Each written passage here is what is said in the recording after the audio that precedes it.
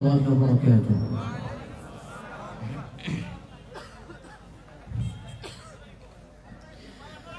أعوذ بالله من الشيطان الرجيم.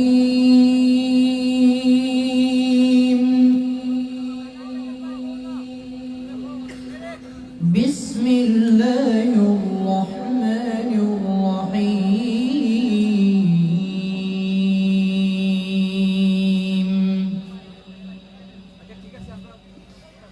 يا أيها الذين آمنوا اتقوا الله ولتنظر نفس ما قدمت لغد واتقوا الله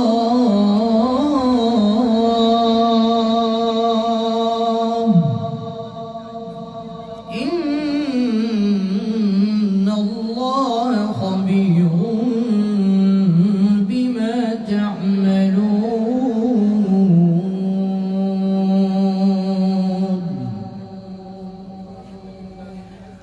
ولا تكونوا كالذين نسوا الله فأنساهم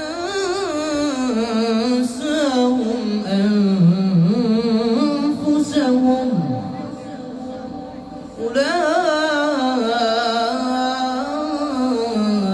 أولئك هم الفاسقون.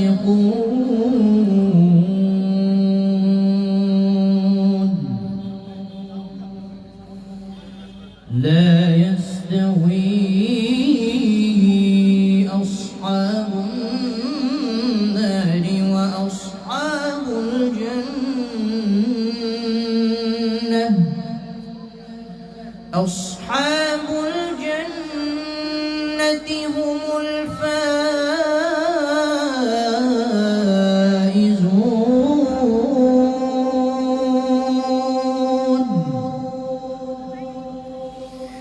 لو أنزلنا هذا القرآن على جبل لرأيته خاشعا متصدعا من خشية الله.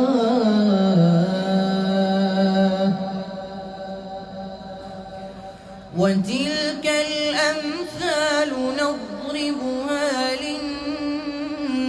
للناس لعلهم يتفكرون.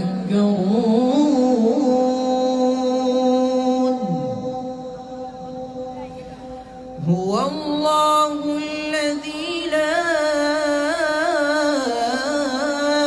إله إلا هو عالم الغيب والشهادة هو الرحمن الرحيم.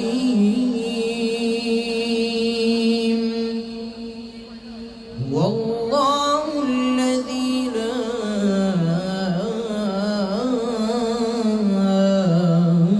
إله إلا هو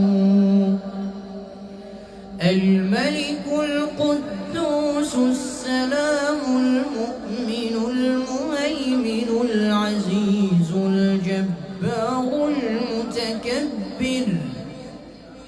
سبحان الله عما يشركون.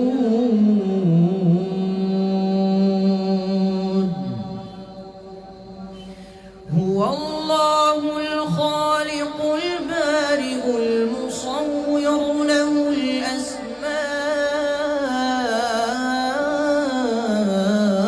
الحسنى يسبح له ما في السماوات والأرض وهو العزيز الحكيم.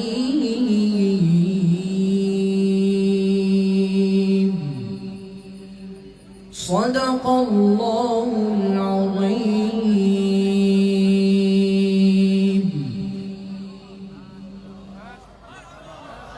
أعوذ بالله من الشيطان الرجيم.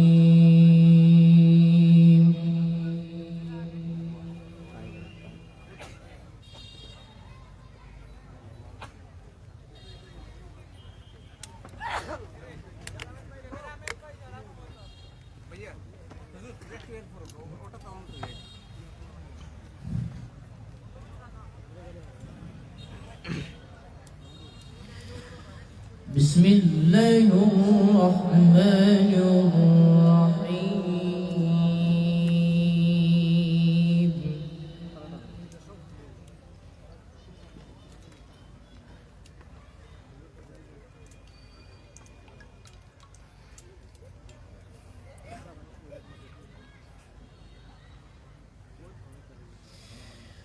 وإذ يرفع إبراهيم القواعد من البيت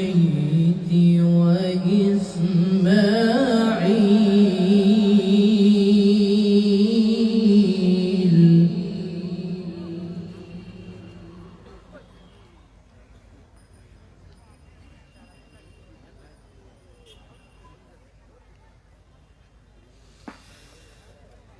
ربنا تقبل منا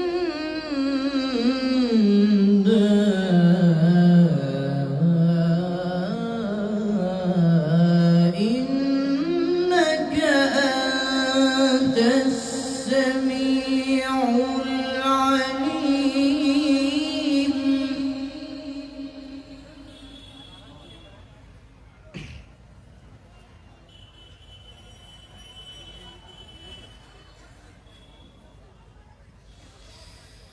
ربنا واجعلنا مسلمين لك ومن ذريتنا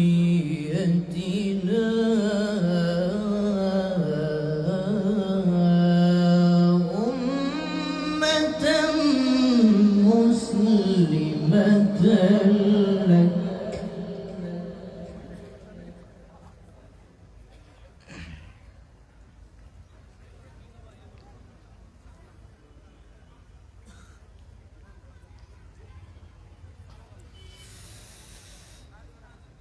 وأرنا مناسكنا وتب علينا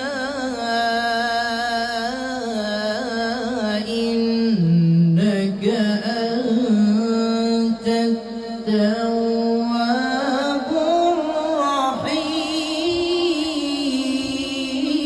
الرحيم. الله الله ما شاء الله ما شاء الله.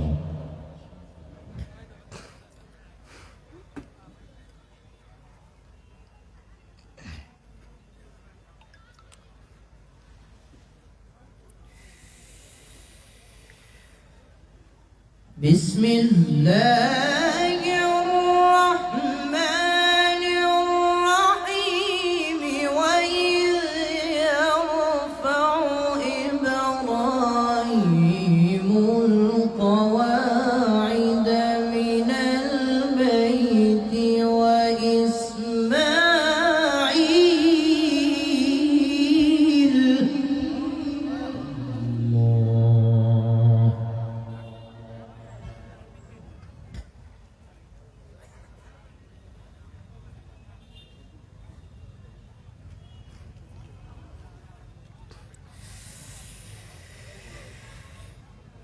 ربنا تقبل منا إنك أنت السميع العليم. الله أكبر الله ما شاء الله.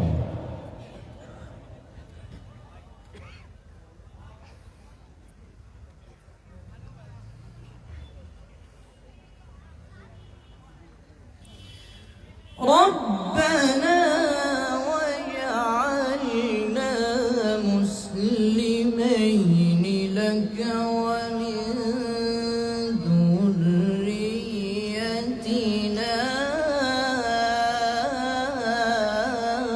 أمة مسلمة لك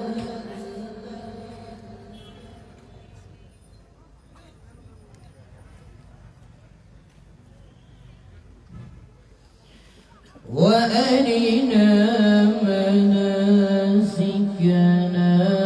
وتب علينا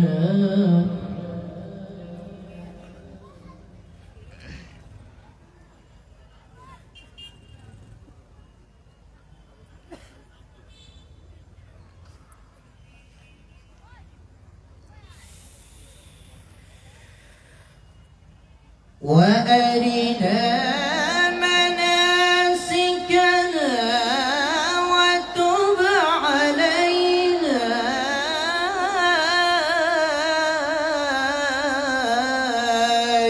إنك أنت التواب الرحيم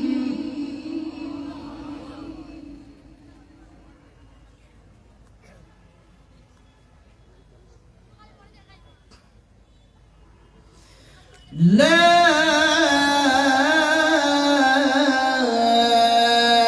إله إلا الله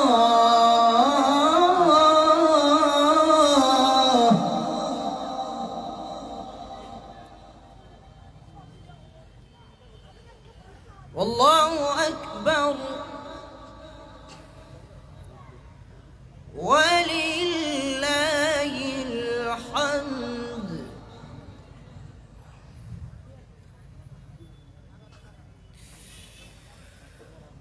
بسم الله الرحمن الرحيم الرحمن علم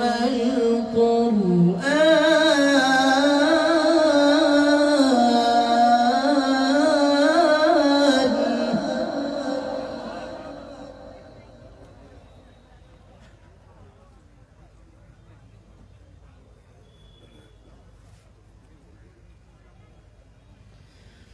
خلق الإنسان علمه البيان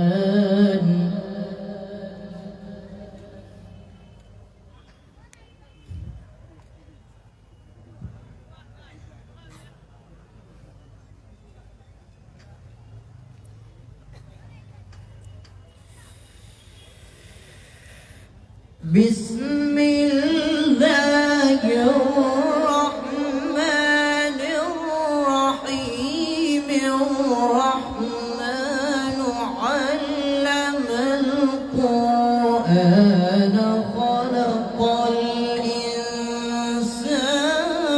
علمه البيان ما شاء الله. الله أكبر. ما شاء الله.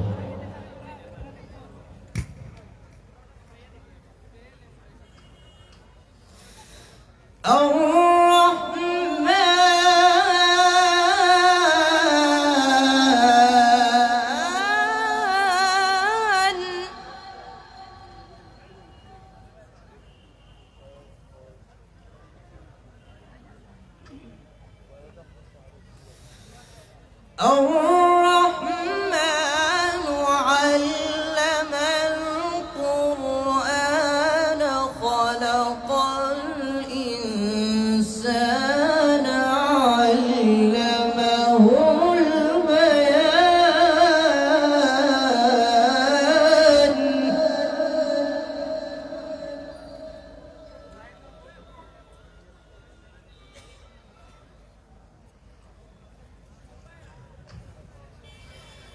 الشمس والقمر بحسبان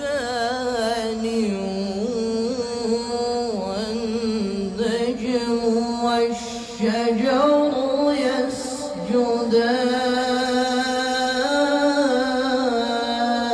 يسجدان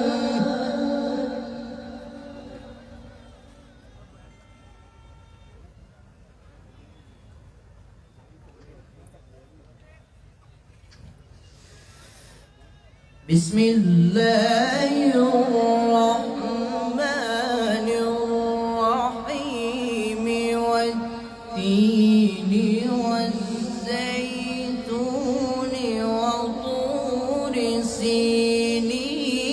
وهذا البلد الأمين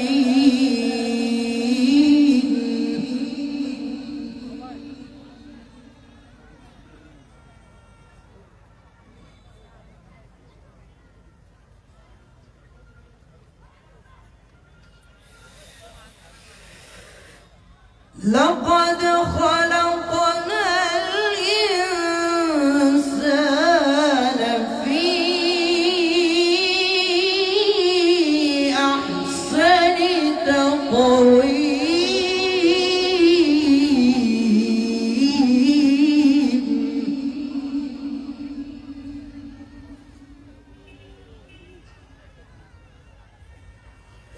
ثم رددناه أسفل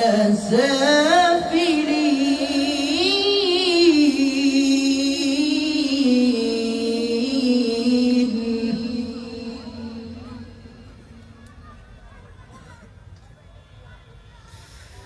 إلا الذين آمنوا وعملوا الصالحات فلهم أجر غير ممنون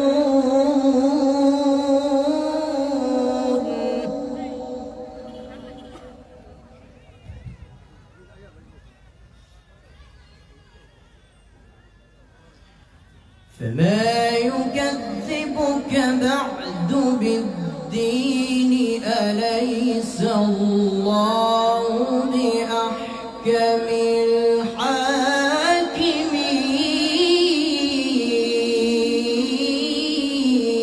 الحاكمين ما شاء الله.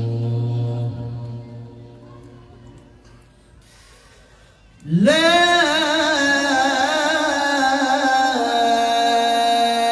إله إلا الله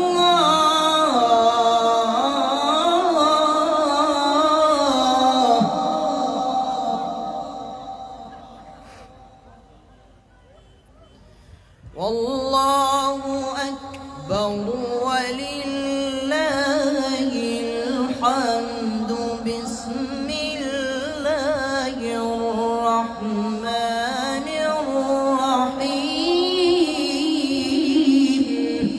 الله أكبر الله. ما شاء الله. إنا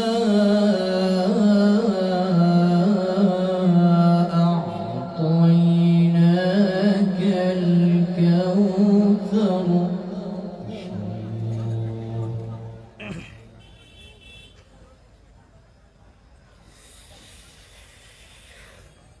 إنا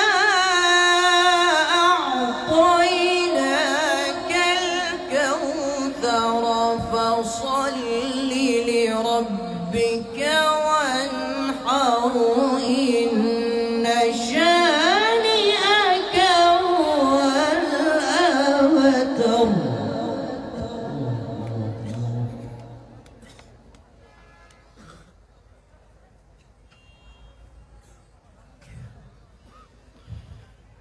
الله أكبر بسم الله الرحمن الرحيم قل هو الله أحد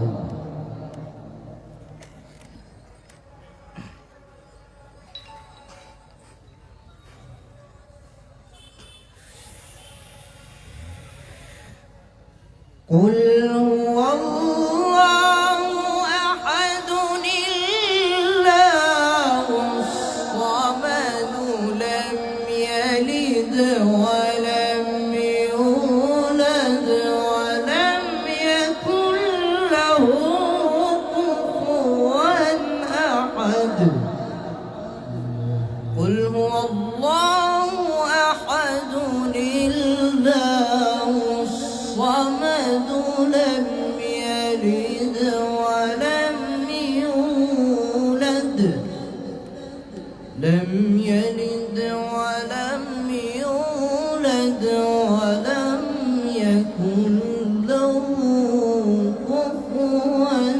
أحد صدق الله العظيم. السلام عليكم ورحمة الله وبركاته. وعليكم السلام ورحمة الله وبركاته. একটা জায়গায় এসে আমরা বেশ চমকে গেছি। এই বড়লেখার মানুষদের সাথে আমরা পেরে উঠছি না, আমরা উঠতে পারছি না। মাশাআল্লাহ, জাযাকাল্লাহ, এগুলোর আওয়াজ তাদের কাছ থেকে একবারেই বের করতে পারছি না। সত্যি এটা অত্যন্ত দুঃখজনক।